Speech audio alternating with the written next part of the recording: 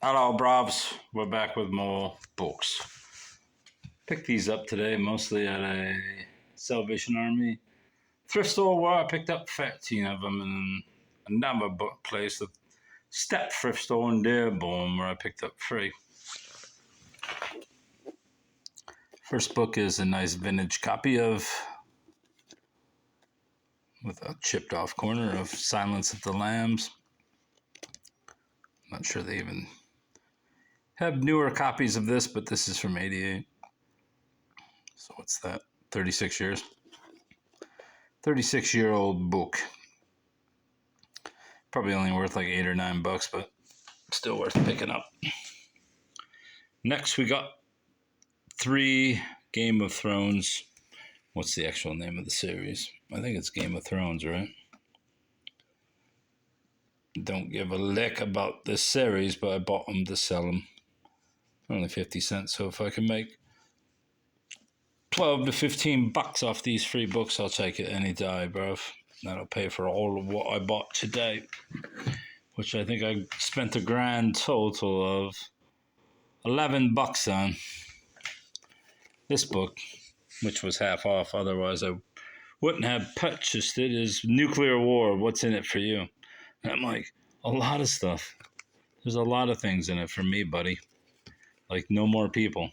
I mean, I'll probably have 3 heads if I survive, but there's not going to be many people left. The good news is you might be killed. The bad news is you might survive. There is everything you wanted to know about nuclear war, but we're just too scared. I'm not worried you are scared. Blankets, big sticks, no. All I need is a laugh track. Gods, Graves, and Scholars. The Story of Archaeology by C.W. Saram. I believe I have this book, but I could have swore it was by somebody else. And I do have it in hardcover, a nice vintage copy, which I bought many years ago at a big book sale. Anyway, this was 10 cents at the... Actually, I take that back. I did buy, 7 books at a library sale. And this was 10 cents, as were 6 other ones, including this Anna Freud book, The Dream of Psychoanalysis. She was, of course, Freud's daughter. At least I believe she was. Right? I think so, yeah. I have a couple books by her, and I think they have local ramifications, as in book plates or something of the sort that ties them to this area. So I've kept them, and now I will add this book to the collection of those. See, I have reasons for all this stuff. The Stonehenge people, an exploration of life in Neolithic Britain, 4700 to 2000 BC.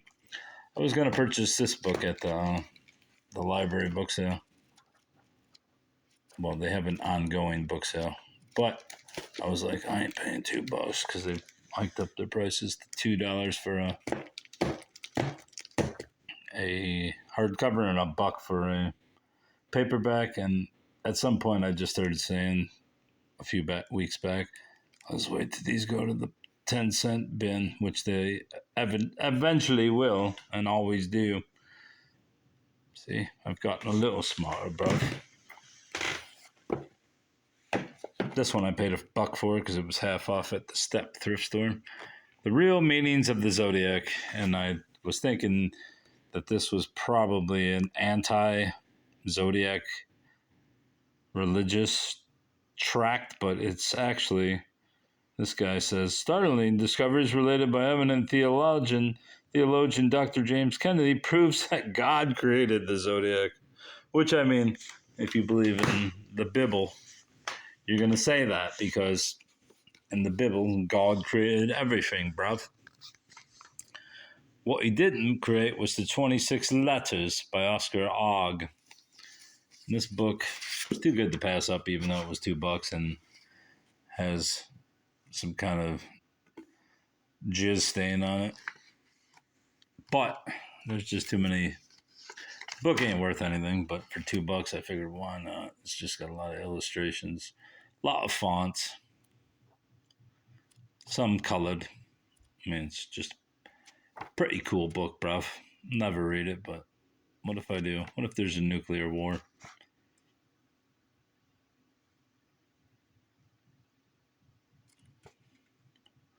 Look at that. The Libyan desert, bruv. The Nile, the Nubian desert. Anyway, that's that. Oh, look at this guy. Who's this? Confucius? No.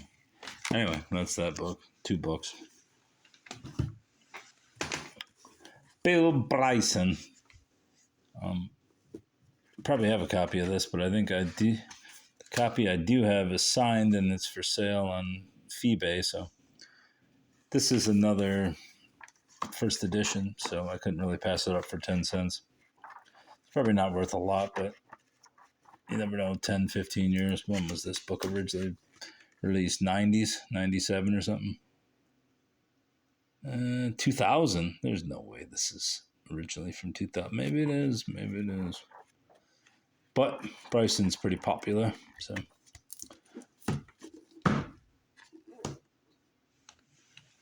I bought it 10 cents. There's another 10 center. School Spirits, Volume 1, College Ghost Stories of the East and Midwest. I wonder if there's any from Ypsilanti. It's a pretty cool ghost story from Ypsilanti in the late 1800s about some girl who was dressing up as a ghost and scaring people.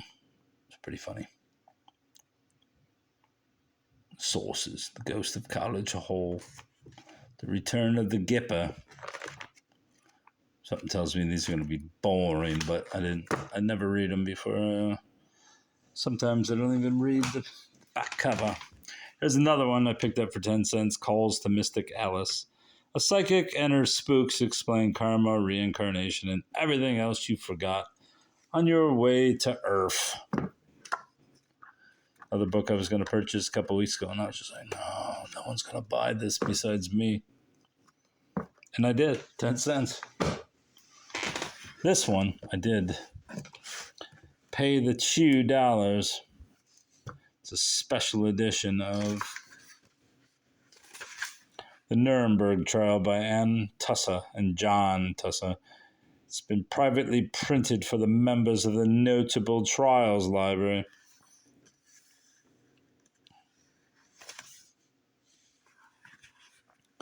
Alan Dershowitz. What year was this? 1990. It's probably worth $10-15. I paid $2 for it. It's not a bad deal. It's faux leather on the spine. Nice marbled boards. And frontis. End piece. Yeah, quality edition. Sermons, 12 sermons on the Holy Spirit and on the resurrection. Looks like Spurgeon got a little coffee on his face. Or should have checked both of these books for Marginelli and all that. Was that Nietzsche's name I saw in there? No, it was Nazareth, not Nietzsche. Probably fetch $5 a piece for these. Put them together as a little lot for $12. That'd be a quaint price since it's 12 sermons, bro. Then we got The Chessmen of Mars, Edgar Lee. Is it Edgar? No, it's Edgar Rice, not Edgar Lee. This is some kind of The Quiet Vision Publishing Company reissue. Issue. Let's see what year, probably 20 fucking 36. 2003? That's kind of old, actually. It's almost vintage. Not a particular fan of Burroughs, but Edgar Rice, the other Burroughs, William S. But, I mean, 50 cents for a copy, and they're classics to some people. All for the Union. The Civil War Diary and Letters of Elisha Hunt Rose, which I assume is this guy. One of the most remarkable diaries I have ever read. Elisha Hunt Rose saw action from Bull Run to Appomattox. I don't know a better, more touching or entertaining or vivid account of the Civil War by a Union soldier in the ranks. It's my number one favorite. See what he had to write. Yeah, that's nice. What's this guy got to say? Oh, it's his diary. We left Jefferson this morning and marched to Harper's Ferry, where we crossed the Potomac on a pontoon bridge and are now in camp 4 miles beyond. Harper's Ferry is delightfully situated in the mountains, and the scenery is very picturesque. All the government buildings are in ruins, having been burned by the U.S. troops in 1861 to prevent them falling into the hands of the rebels. Halltown is a small village and not of much account. We are now at the opening of the Shenandoah Valley, and the Shenandoah River is not far away. And this is riveting stuff, bruv. Don't know if I have this one. Carl Fulves Self-Working Card Trick, 72 Foolproof Card Miracles for the Amateur Magician.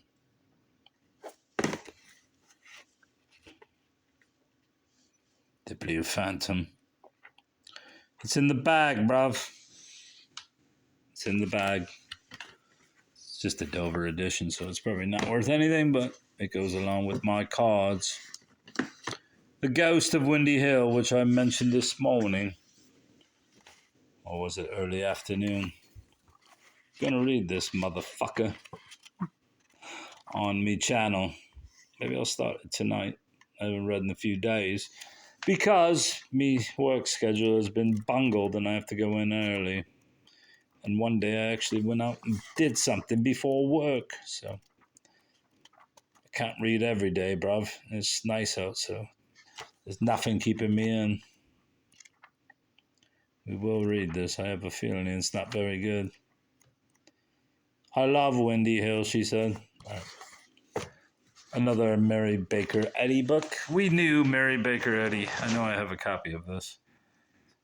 Obviously, it doesn't seem like it's this edition because I don't recognize it. This one is from the 40s, early 40s. There she is, Mary Baker Eddy. Reproduced from a portrait by Alice Barber. We knew her. We alone knew her. Copyright 1943 by the Christian Science Publishing Society.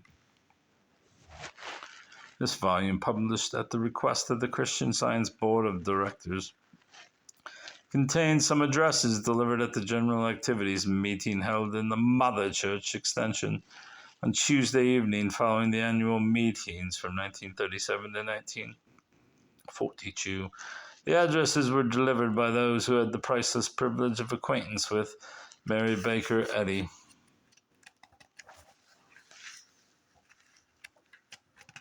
I don't know what these cut pages are called. They're cut like that, a rough edge. But I like them. It's good, that rough. And finally, we got Don't Be My Valentine, an I Can Read book by Joan M. Lexaw. Pictures by Sid Hoff. Cute little Don't Be My Valentine. I'll read it on this channel if no one else has. Looks like it stars a little brother. Is he the main protagonist? Yeah. This little brother.